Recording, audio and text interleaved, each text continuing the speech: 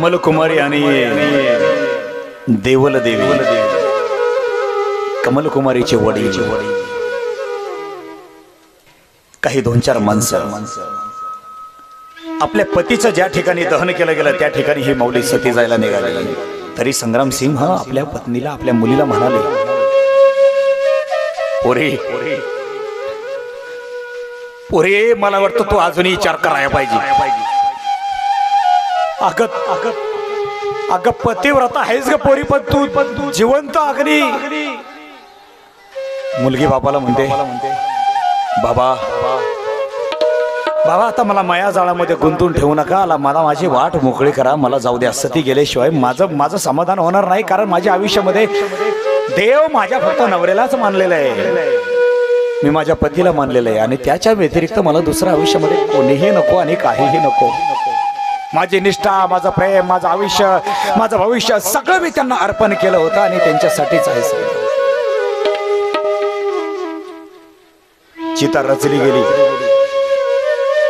ही कमल कुमारी त्या चितेवर बसली आणि अग्निडाग देणार तेवढ्यात 50 घोड्यांच्या टापांचा आवाज त्या जागेवर आला. पंडित बुवा मंत्र पुष्पांजली म्हणत होते आणि समोरून तोंडाला आडवा पदर लावलेला एक वीर समोर आला. ये बंद करो साप,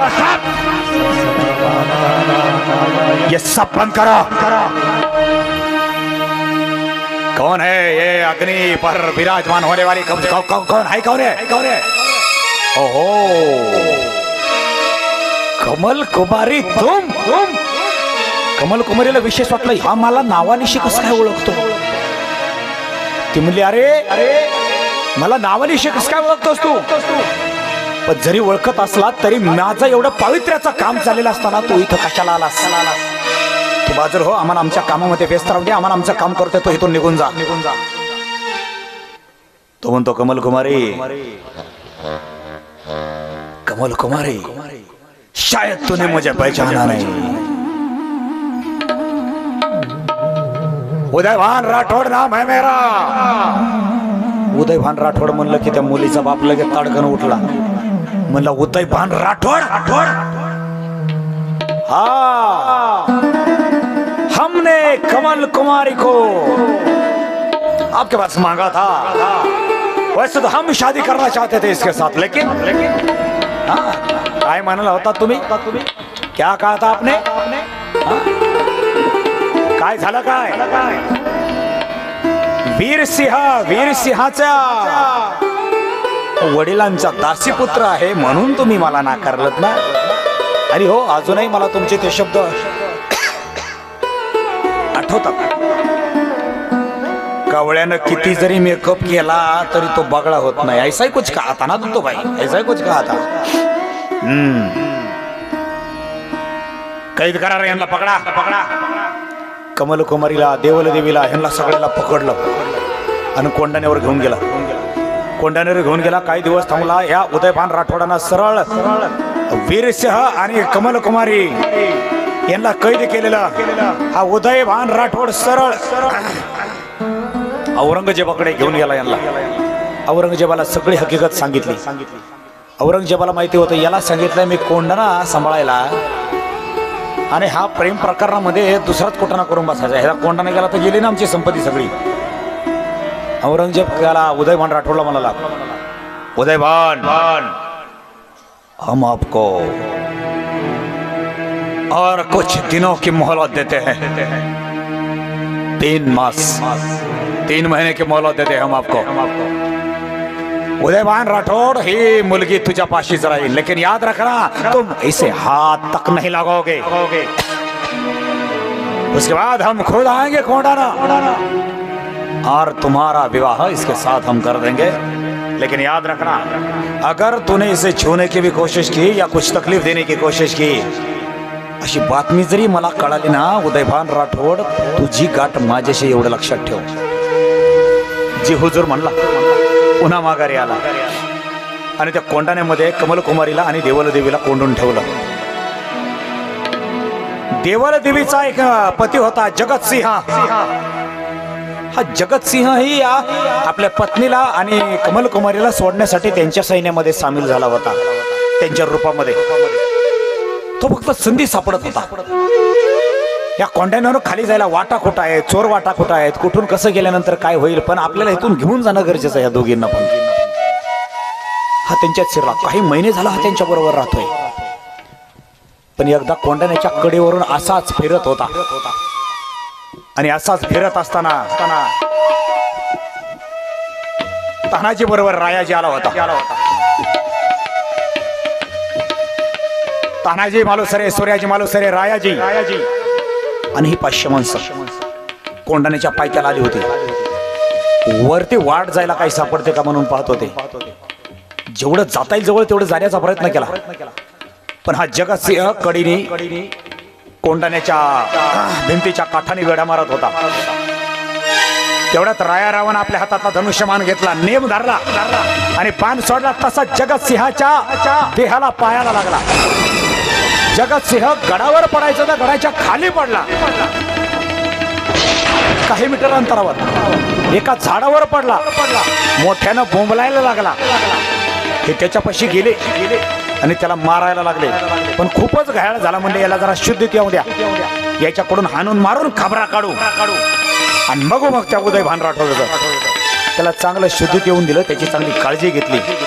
चांगला शुद्धीत आला. आणि हा जगतसिंहाला रायाराव म्हणतो, तानाजी म्हणतो,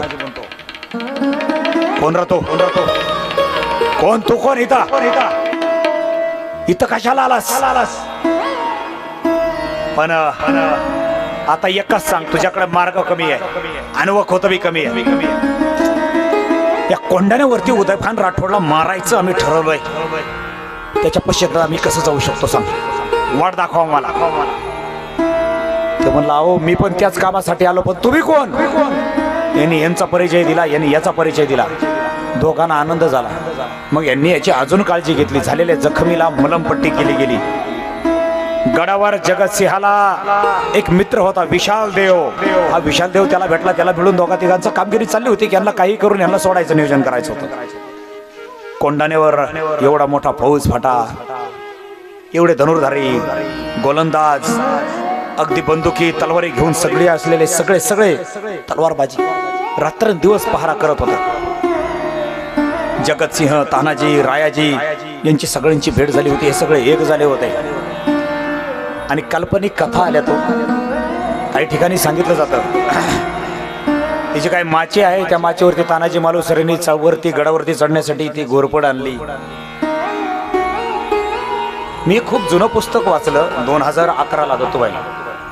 माझ्याकडे ते पुस्तक उपलब्ध नाहीये. एका ग्रंथालयामध्ये वाचलं. त्यातला मला उल्लेख मला आठवतो चांगला. पुस्तकाचं नाव माहिती नाही, परत मला ते भेटलं नाही. भेटायला तर माझं नशीब समजेल. यशवंती नावाची घोरपड नव्हती, यशवंत घोरपडे होता. तानाजी मालुसरे बरोबर आपल्या बासरी वादकासारखा बारीक हलक्या वजनाचा त्याच्याबरोबर अजून एक जोडदार होता. तानाजी मालुसरेंनी दाव्याची शिडी केली होती. शिडी 2 दावे. त्याला आडवी लाकडं टाकलेली असायची, त्याला गाठण बांधलेली असायची. पाहिजे तवा लाकडाची शिडी गुंडाळायची, हातात घेऊन जायचं, वर आकडे टाकायचे, शिडी खाली सोडायची आणि खालच्याने ते शिडीवरती चढायचं. तानाजींनी नियोजनबद्ध 500 मावळे घेऊन यायला येडा होता का, पण वाट इथून कुठं सापडते म्हणून फक्त याचा शोध घ्यायचा होता. आणि मुहूर्त ठरला. माघ वैद्य 9 मे रात्र शुक्रवार दिनांक 4 फेब्रुवारी 1670. अरे घोरपड नाही, आज किती बी घोरपडीचं कौतुक केलं तरी काय घोरपडीला इथं बक्षीस मिळणार नाही इथं स्टेजवर. पण एखाद्या तरुणाचं जर सांगितलं कौतुक यशवंत घोरपडे होता, तर निदान यशवंत नावाचा घोरपडे नाही, पण एखादा घोरपडेचा प्रेरणा घेऊन एखादा तरी त्या कोंडाण्यावर अजून चढायचा प्रयत्न करू शकतो. तेवढा संघर्ष करून आयुष्यामध्ये अजून एक वेगळ्या प्रकारचा संसार प्रपंचामध्ये विजय मिळवायचा प्रयत्न करू शकतो. तानाजी मालुसरेंनी दोघांना निवडलं बरं का. मनशीलाल आमच्या बासरी वादकासारखी बारीक वजनाची माणसं 2 अरे पाठीवर शिडी टाकली. अरे मराठ्यांची जात, मराठी म्हणजे जातीचा मराठी नाही बनत बरं का भैया. मराठा या व्याख्या शब्दाची व्याख्या मी आधीच सांगितली, पुन्हा पुन्हा मला सांगायला जाऊ नका. 18 पगड जाती धर्मातली माणसं असतात. एखादा म्हणा महाराज मराठा मराठा मराठाच होता का? नाही नाही नाही नाही. मी त्या दिवशी सांगितलं राजानं बरोबर. मांग होता, महार होता, चुंबार चंबार होता, कुंभार होता, सुतार होता, लोहार होता, माळी होता, तेली होता. 18 पगड जाती धर्मातली सगळी माणसं राजानं बरोबर होती. अरे मराठ्याची जात. औरंगजेब, आदिलशाही, निजामशाही, मोगलशाही, कुतुबशाही, पोर्तुगीज, डच, इंग्रज, मोगल हे सगळे सुलतानी सत्य आज शिवाजी राजांच्या फौजेला फरायचे. ये मरकट्टे बडे चालाक है. मरकट्टे. आणि मराठ्यांना नीट मराठे सुद्धा म्हणत नसायचा, ते काफर म्हणायचे. आपल्याला काय म्हणायचे? काफर, मरकट्टे. कोल्ह्या कुत्र्याची अवलाद भर प्रांतातून आली, आमच्या मायभूमीतली पाकळी तुकडी खाऊ लागली आणि आमच्यावर उलटती व्हायला. आमसनी फातर, आमसनी काफर म्हणती. आणि ह्या उदयभान राठोड बरोबर युद्ध करण्यासाठी, झुंजण्यासाठी 2 मर्द उभा केली, पाठीवर शिडी टाकले आणि मराठ्याची चिवाट. अरे त्या उंदरानं भिंतीवरच्या पालीनं जसं भिताडाला चिटकून बसावं ना, तसं या दोघांनी कडा कपाऱ्यामध्ये जिथं हात पाय ठेवायला जागा असन तिथं वरती चढावं आणि या 2 मावळ्यांनी वरती जाऊन पोहोचावं. आणि पहिलं यश दिलं माझ्या जगदंबा मातेनं. आणि पहिलं पाऊल शिडीवरती टाकला माझ्या तान्हाजी मालुसरेनं. दुसरं पाऊल टाकलं सूर्याजी मालुसरेनं. तिसरं, चौथं, 5वं आणि एक एक मावळा राजांचा असा किल्ल्यावरती चढायला लागला. अरे लय चिवाट. बघता बघता 1 नाही 2 नाही 500 मावळं गप गुमान अंधाऱ्या काठाड्यामध्ये पोहोचले काठावर. हर हर महादेवचा जय घोष केला, पण मोठ्यानं नाही. मोठ्यानं केल्या हे जागे होती आणि जय घोष तर करायचा. सगळ्यांनी मनातली मनात जय घोष केला. हर हर महादेव. आई अंबे जगदंबे, माझ्या राजांचं वचन घेऊन आलोय. हे वचन पूर्ण कराया तू बळ दे. आई अंबे जगदंबे ये. आमच्या पदरात यश दे. आणि कोंडाणा घेण्यासाठी 500 मावळे वरती गेले. कारण तानाजीला माहिती होतं हे सगळे झोपलेत. झोपेमध्ये जेवढे कापता येतील तेवढे कापायचे. असे रांगीत सगळे सैतान झोपलेले. मुकुंदा, प्रत्येक मराठ्याने आपल्या म्यानातले तलवार कवाच काढली होती आणि झोपलेले जेवढे कापता येतील तेवढे त्यांनी कापायचा प्रयास केला. आणि बघता बघता हाय तोच जागा झाला. मराठे आले, आक्रमण हो है, कोंडाणे पर आक्रमण हो है. उदयभान राठोडच्या कानावरती खबर पोहोचली. मराठी आले. उदयभान राठोडने तलवार 1 नाही 2 हातामध्ये घेतल्या आणि रणांगणामध्ये सुटला. अरे कोणाला मारायचा होता? मराठ्यांना गड घ्यायचा होता आणि या सुलतानी सत्तेला गड आपल्या हातातला यांना द्यायचा नव्हता. रणधुमाळी चालू झाली या कोंडाण्यावरती रात्रीचे. आणि फक्त उदयभान राठोड आणि तानाजी मालुसरे या दोघांची भेट झाली. उदयभान राठोडांना पाहिला. अरे एवढी तलवारबाजी चालवणारा हा कोण? आधी याचा भेद बघतो.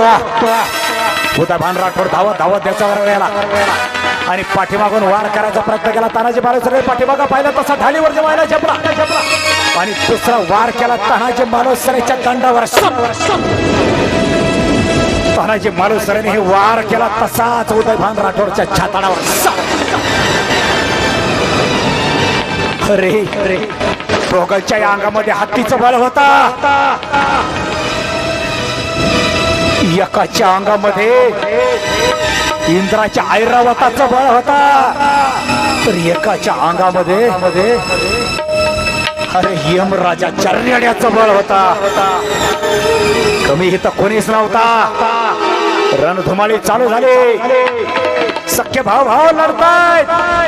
मारा हरा कापा. अरे राजांचं वचन पूर्ण करायचंय, कापा. उदयभान राठोडकर असा तुटून पडला होता, काही झालं तरी यांना मारायचा आणि पराभूत करूनच माघारी पाठवायचा. मार डालो इनका कापरों को, एक भी यहाँ पर चिंता बचना चाहिए. हर कोई अगर खांडोळी करून टाका मराठ्यांची. उदयभान राठोडाने तानाजी मालुसरे दोघं एवढे रक्तबंबाळ झाले होते, एवढे रक्तबंबाळ. दोघांच्याही देहावरती आता वार व्हायला सुद्धा जागा नव्हती. इतकं रणधुमाळी दोघांची चालली होती. उदयभान राठोड 2 पावलं मागा झाला, मोठा श्वास घेतला, धावत गेला. असा तानाजी मालुसरेच्या देहावर वार केला. तानाजी मालुसरेच्या हातामध्ये ढाल होती. त्या ढालीचे एका वारात 2 तुकडे झाले. हातातले ढाल गळून पडले. तानाजी मालुसरेच्या डोक्याला मुंडासा होता, मुंडासा. तानाजी मालुसरेने गडबडीने डोक्याचा मुंडासा काढला, हाताला गुंडाळलं आणि शत्रूच्या तलवारीचा वार आपल्या हातावरती मुंडाच्यावरती चिरगुंडावर झेलू लागला. पण रणधुमाळी आणि रणसंग्राम चालूच होता. उदयभान राठोड हे मोका वाहून असा वार केला तानाजी मालुसरेला. उदयभान राठोड खाली कोसळला. रक्ताच्या थारोळ्या. पण उदयभान राठोड हे केवढ्याच रेड्याच्या ताकदीचा. नागाच्या चपळाईला उठायचा, तानाजी मालुसरेला पुन्हा तुटून पडायचा. आणि दोघांचाही एकमेकावर असा काही वार झाला. सप दोघही जणू धारा तीर्थ पडले, खाली पडले. तानाजी मालुसरे घायाळ झाले, काही क्षणासाठी बेशुद्ध पडले. 500 मौल्यामध्ये बातमी पोहोचली. सुभेदार पडले. अरे सुभेदार पडले, लढा.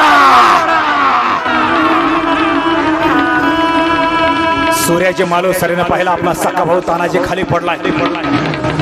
आणि दुसरीकडे पाहतोय आपले काही जगलेले मावळे ज्या ठिकाणी दोर लावला होता त्या शिडीवरून खाली उतरण्यासाठी त्या टोकावर पळत होते.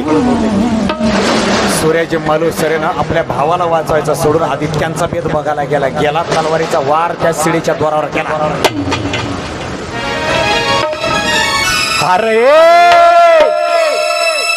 अरे कुठं पळता रे भागोबाई सारखं कुठं पळता. अरे तुमचा बाप इथं परून पडला ना. अरे राजगडावरचा तुमचा बाप काय बोल लावेल. शिडीवरून पळता. उडी टाकून मारा, नाहीतर या उदयभान राठोडला मारा. सूर्याजी मालुसरेच्या या शब्दांनी अंगातलं रक्त सळसळला. आता जणू प्रत्येकाच्या तलवारीमध्ये पुण्यांदा एक तानाजी शिरला होता की काय. त्या चपळाईनं, नागाईच्या चपळाईनं वार शत्रूवर करू लागली. काही प्रहर, काही क्षण रणधुमाळी चालली आणि अखेर शेवट रणभूमी.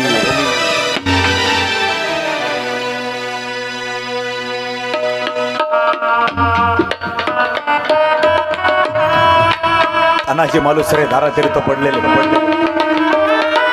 सूर्य उगवतीकडे चालला होता. पहाट झाली होती. राजानं तानाजीने शब्द दिला होता. सूर्याला माहिती होता आपल्या भावाचा मुंडासा असं डोक्यावर मांडीवर घेतलं आणि धाकला भाऊ लेकराकडे आपल्या भावाकडे पाहून ढासा रडतोय. दादा रे,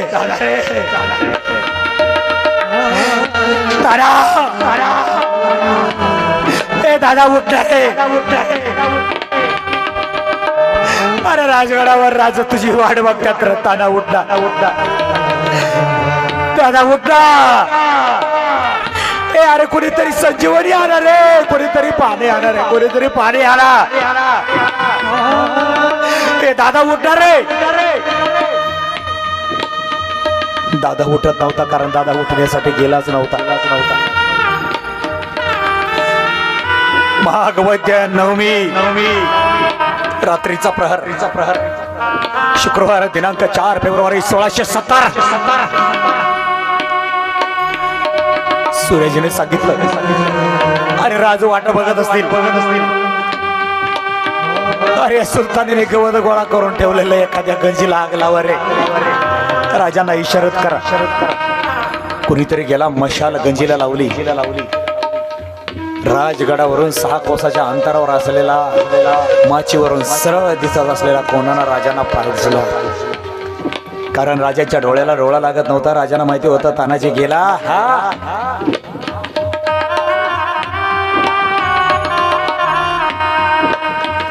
राजांना माहिती होतं माझा ताना गेला.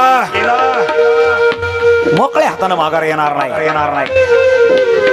अरे तानाजी म्हणजे विजय भवा. नेताजी पालकर म्हणजे विजय भवा. प्रताप गुजार म्हणजे विजय भवा. किती मावळ्यांची नावं घ्यावीत. शिवाकाशीत. अरे कित्येक तरी मावळे होते ज्यांचा विडा उचलला की विजय भवाचा भगवा फडकल्याशिवाय माघार येत नव्हती.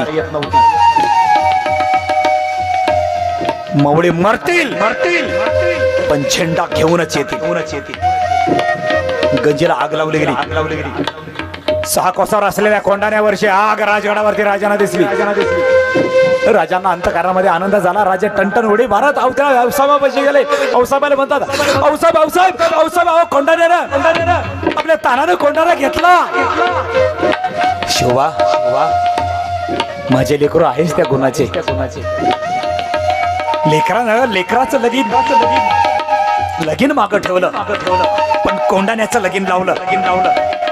चला माझ्या तानाची जय तयारी करा. राजे जय तयारी करा स्वागताची. जेव साहेब मी आधीच जातो आणि कोंढाण्यावर. अरे उजाडल्यानंतर राजे जाऊ शकत होते पण राजानं अंधाराच्या रात्रीची घोड्याला टाच मारल्याने घोड्यांच्या टापांचा आवाज कोंढाण्याकडे. नेटकाच सूर्यदेव आपल्या बरोबर भगवा वादळ घेऊन उगवत होता आणि राजांचं आगमन कोंढाण्यावरती झालं. पूर्वेला असलेला कल्याण दरवाजा उघडाच होता. राजांचं आगमन त्या दरवाजातून झालं. शोध घेऊ लागली तानाजी कुठे. पण राजांना तानाजी दिसला नाही. का एकही मावळा राजांना दिसला नाही. जिथे कोंढाजी जे तानाजी धारातीर्थ पडला होता त्या जागेवरती सगळी थांबली होती. अरे माझ्या स्वागतासाठी का नाही आलं कोणी. आनंदाची शब्दरूपी बातमी देण्यासाठी मला का नाही आलं कोणी. राजांच्या काळजामध्ये चर्र झाला. दस्त झालं. राजाने गळ्यातले कवड्याची माळ मुठीमध्ये धरली आणि राजाकार शेवट पुटपुटले.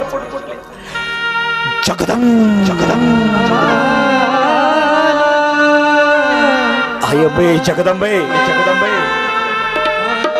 शत्रू ही जे विचार करत नाही ते मन विचार करत. अंबे जगदंबे हे पंढरीच्या पांडुरंगा माझ्या तानाला काही जखम झालेली नसावी. माझ्या सूर्याला काही. राजांना काही चालत असताना अंतरावर गर्दी दिसली. गर्दीने राजांना पाहिलं. राजानं गर्दीला पाहिलं. राजा गर्दीच्या जवळ आले आणि गर्दीने तानाजीकडे जाण्यासाठी वाट केली. राजे त्या गर्दीमध्ये आले. मांडी घालून बसलेला सूर्याजीनं मांडीवरती आपल्या भावाचं डोकं ठेवलं आणि रक्तभंबळ झालेल्या भावाकडे भाऊन ढसाढसा रडतोय. दादा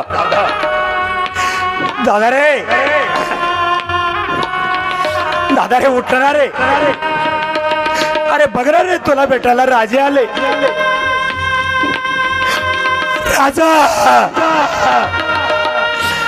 राजा आपला तारा गेला. आपला तारा गेला. जगदंब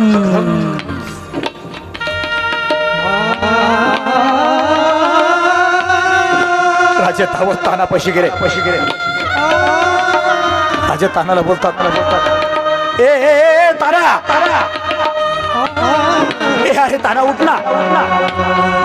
अरे तू शब्द दिला होता ना रे रायबाचं लगीन लावायचं. अरे लेकराच्या लग्नात मला नाचायचं होतं रे. अरे आपल्या लेकराच्या लग्नात मग वरातीत नाचणार कोण. ए तारा. ए अरे उठणार रे. एका शेतकऱ्याच्या पोरासाठी एक राजा ठाय मोकलून रडत होता. अरे राजाला स्वतःला आवरावं लागतं. स्वतःला आवरलं सावरलं. आणि रडत असलेल्या सूर्याला राजे बोलतात सूर्या स्वतःला आवर, स्वतःला सावर.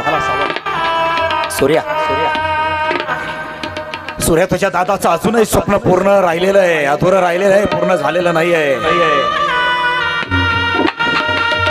सूर्या उठ. हा भगवा मी घेऊन आलोय. सूर्या या तळत्या सूर्याच्या प्रकाशामध्ये आजपर्यंत फडकत असलेलं हे हिरवं निशाण तुझ्या हातानं खाली उतरव आणि याच हिरव्या निशाणावर याच जागेवर चंद्र सूर्य पृथ्वी जिवंत असेपर्यंत फडकू दे. सूर्य हा भगवा राजानं भगवा सूर्याच्या हातामध्ये दिला. राजानं सूर्याला हातात घेतला. हिरवं निशाण उतरवलं गेलं आणि 4 फेब्रुवारी 1670 या दिवशी तानाजी मालुसरे धाय मोकलून गेले. अरे कशासाठी मरत होते हे माणसा? कशासाठी? अरे हिंदूच सरदारांना नाही, हिंदू सैनिकालाच नाही, राजांच्या पदरी 18 पगड जाती आणि धर्मातल्या प्रत्येक सैनिकाला हे माहिती होतं. आम्ही हसत हसत रणांगणामध्ये जरी धारातीर्थ पडलो ना तरी सुद्धा आम्ही मेल्यानंतर, आम्ही गेल्यानंतर, आम्हाला वीर गती प्राप्त झाल्यानंतर आमचा राजा आमच्या लेकरांना योग्य ती नोकरी देतो. आमच्या बायका पोरांची तो काळजी वाहतो. आमच्या शिवाजी राजासारखा राजा होणे नाही. तानाजी मालुसरेला पालखीमध्ये टाकलं.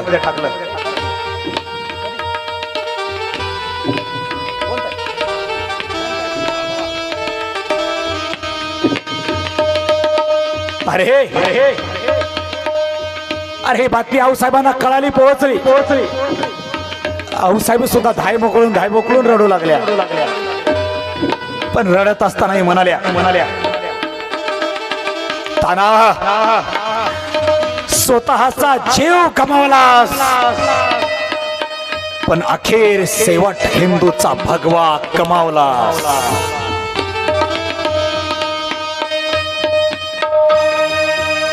चला उचला भगवा